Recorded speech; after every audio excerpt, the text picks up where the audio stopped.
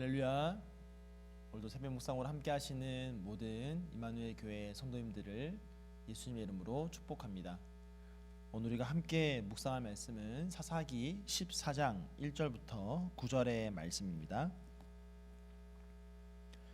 삼손이 딥나에 내려가서 거기서 블레셋 사람의 딸들 중에서 한 여자를 보고 올라와서 자기 부모에게 말하여 이르되 내가 딥나에서 블레셋 사람의 딸들 중에서 한 여자를 보았사오니 이제 그를 맞이하여 내 아내로 삼게 하소서 하매 그의 부모가 그에게 이르되 내 형제들의 딸들 중에나 내 백성 중에 어찌 여자가 없어서 내가 할례 받지 아니한 블레셋 사람에게 가서 아내를 맞으려 하느냐 하니 삼손이 그의 아버지에게 이르되 내가 그 여자를 좋아하오니 나를 위하여 그 여자를 데려오소서 하니라.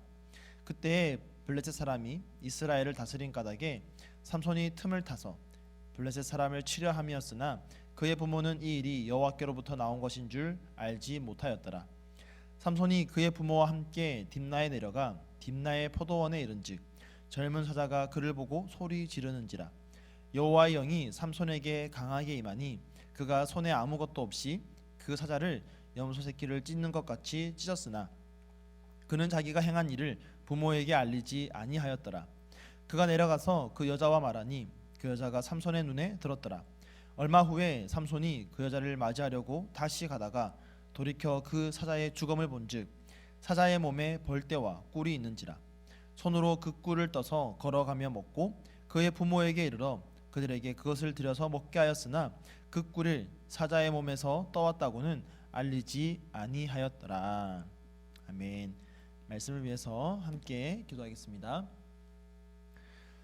사랑의 주님, 오늘도 우리에게 새 하루를 허락하여 주시고 이 하루를 주님과 함께 동행케 하여 주셔서 감사드립니다. 오늘도 주님의 말씀에 우리의 귀를 기울이오니 이 말씀 듣고 이 말씀 따라 살아가는 우리가 되게 하여 주시고 우리는 연약하고 부족하오니 하나님께서 이 시간 우리에게 새 힘을 공급하여 주시옵소서. 감사드리며 예수님의 이름으로 기도하옵나이다. 아멘. 우리가 함께 사사기를 읽어 나가면서 보게 되는 사사들을 보면 점점 이 장이 흘러가면 흘러갈수록 사사답지 않은 모습으로 변해가는 것을 우리가 보게 됩니다. 점점 그들의 모습은 시간이 지날수록 좋은 모습으로 발전되는 것이 아니라 타락한 모습을 보여줍니다. 민족의 죄악으로 인하여서 나타난 그 하나님의 심판을 이제 해결하기 위해 세워진 사사인데 이 사사들이 일반 백성들과 똑같은 모습을 보여주게 되는 겁니다.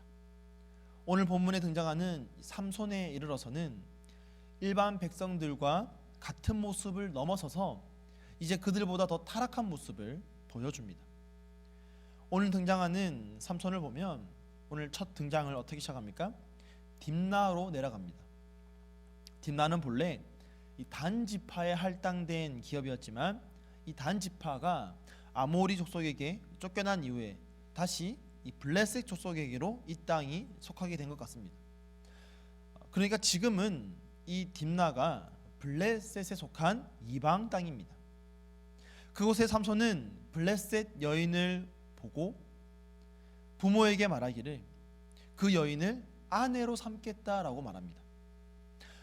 하나님께서 분명 이스라엘 백성들에게 말씀하시기를 이제 너희가 가나안 땅에 들어가면 그곳에 사는 동안 이방 여인과 혼인하지 말라고 분명히 말씀하시고 가르쳐 주셨습니다. 그런데 지금 사사인 삼손이 그 하나님의 말씀을 어기고 있는 겁니다. 자, 그런가 하면 나중에 이 여인을 맞이하기 위해서 딥나로 내려가던 중에 삼손은 사자의 주검을 보게 됩니다.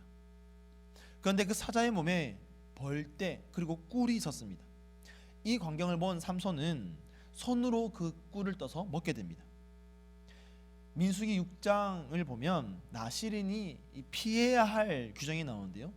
거기에 따르면 나시린은 자기 몸을 구별하여서 여호와께 자신을 드리는 날 동안 시체를 가까이 하면 안 됩니다. 그런데 지금 나시린인 삼손이 그 규례를 어기고 있는 겁니다. 게다가 이 사실을 부모에게 알리지도 않고 부모에게 그 꿀을 먹게 합니다. 나뿐만 아니라 다른 사람도 부정하게 만드는 죄를 범하고 있는 것이죠. 자, 이처럼 삼손은 이방 여인과의 결혼, 또 시체를 만지는 규례, 이런 것들을 다 어기면서 전혀 나시린다운 모습, 사사다운 모습을 보여주지 못합니다. 그런데 이런 삼손의 모습에도 불구하고 삼손을 통한 이스라엘의 구원이라는 그 하나님의 계획은 그대로 진행되고 있다는 것을 우리가 보게 됩니다. 그리고 4절을 보면 이 모든 일의 원인을 성경은 이렇게 말하고 있습니다. 그때 블레셋 사람이 이스라엘을 다스린 까닭에 삼손이 틈을 타서 블레셋 사람을 치려함이었으나 그의 부모는 이 일이 여호와께로부터 나온 것인 줄은 알지 못하였더라. 이 모든 일이 여호와 하나님께로부터 나왔다고 말하고 있습니다. 비록 삼손의 생각, 계획은 전혀 하나님의 뜻에 부합하지 않지만 그럼에도 불구하고 오늘 성경은 이 일로 인해 블레셋 사람을 치는 일이 하나님께로부터 나온 일이라고 말해주고 있습니다. 비록 삼손은 실패하였지만 하나님은 실패하지 않으셨습니다. 비록 삼손의 생각은 온전하지 못했지만 그 삼손을 통해 일하고자 하셨던 하나님의 계획은 온전히 이루어지고 있는 것입니다. 사랑하는 성도 여러분, 사람은 실패할 수 있지만 하나님은 실패하지 않으십니다. 우리 하나님은 완벽주의자가 아닙니다. 그냥 완벽 그 자체이신 분입니다. 여러분, 완벽주의자와 완벽의 차이가 뭔지 아십니까? 완벽주의자는 그가 선택하고 또 사용하는 도구를 완벽하게 컨트롤하려고 합니다. 만약 하나님이 완벽주의자라면 삼손의 그 부족함을 어떻게든 뜯어 고쳐서 완벽하게 만들고 그렇게 하나님의 일을 해 나가셨을 겁니다. 하지만 하나님은 완벽주의자가 아니라 완벽 그 자체이십니다. 비록 삼손이 불완전하지만 그 삼손의 불완전함을 그대로 완벽하게 사용하시는 것이죠. 이것이 크고 놀라운 하나님의 은혜입니다. 우리는 성경을 통해 이런 일들을요 많이 보게 됩니다. 우리가 잘 아는 요셉의 이야기가 그렇지 않습니까?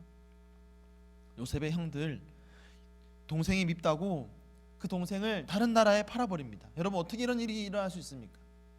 그런데 이러한 일이 나중에 어떻게 됩니까? 바로 그 요셉을 통하여서, 형들이 팔았던 그 요셉을 통하여서 그 형들은 물론이거니와 온 세계가 기근으로부터 구원받는 일이 일어납니다. 비록 요셉의 형들은 하나님의 뜻에 정면으로 배치되는 그런 일을 계획하고 또 실행했지만 하나님께서는 그들의 그런 악한 일을 통해서도 결국은 하나님의 계획, 하나님의 뜻을 이루고야 마신다라는 겁니다. 사랑하는 성도 여러분, 그러므로 우리가 조심해야 될 것이 있습니다. 하나님의 일을 함에 있어서 내가 없으면 안 된다라는 그런 생각은 버려야 됩니다. 왜냐? 하나님의 그 뜻을 이룸에 있어서는 사실은 어떤 것도 하나님은 구애받지도 않고 방해받지도 않으시기 때문입니다. 그런 일들로 인해서 하나님의 뜻이 좌절되거나 실패하지 않는다라는 것입니다. 때로는 하나님이 택하신 자가 실패하고 넘어질지라도 하나님의 계획에는 결코 어긋남이 없습니다. 완벽 그 자체이신 하나님께서 그 모든 것을 통해 일하시기 때문입니다. 그러므로 우리는 날마다 하나님의 일을 함에 있어서 겸손하고 겸허한 자세로 나아가야 됩니다. 하나님께서 굳이 나를 통하지 않으셔도 지금 수많은 다른 사람들이 있음에도 불구하고 그들을 통해서 일할 수 있음에도 불구하고 이처럼 미천한 나를 택하시고 나를 통하여서 일하신다라는 그 하나님의 은혜를 생각할 때에 늘 감사로 겸손함으로 나아가야 할 줄로 믿습니다. 또한 비록 내가 실패할지라도 하나님의 계획은 실패하지 않는다는 이 사실을 알 때 우리는 주님 맡기신 그 사명을 더 기쁨으로 감당할 수 있는 것입니다. 사랑하는 성도 여러분, 기억하십시오. 우리는 실패해도 하나님은 실패하지 않으십니다. 그 완전한 하나님과 함께 오늘도 주님 맡기신 그 사명을 능히 감당해내시는 저와 여러분 되기를 예수님의 이름으로 간절히 축복하며 축원드립니다. 아멘. 오늘 말씀을 기억하면서 함께 기도하겠습니다. 하나님, 부족하고 미천한 나를 택하여 주시고 나를 통하여 일하시는 주님께 오늘도 겸손하게 나의 삶을 올려드립니다. 함께 기도하시고요. 오늘은 화요일입니다. 우리 몸이 불편한 우리 환우분들, 또 장기 환우분들을 위해서 우리 사랑의 마음을 담아서 함께 기도하시고요. 또한 가을 청정년부를 위해서 기도할 때 우리 젊은 부부 공동체, 정말 그 가정마다 하나님의 뜻이 온전하게 세워지고 믿음의 다음 세대가 계속적으로 세워지는 놀라운 은혜를 각 가정마다 주님께서 일으켜달라고 이 시간 마음을 모아서 합심으로 함께 기도하도록 하겠습니다. 함께 기도하겠습니다.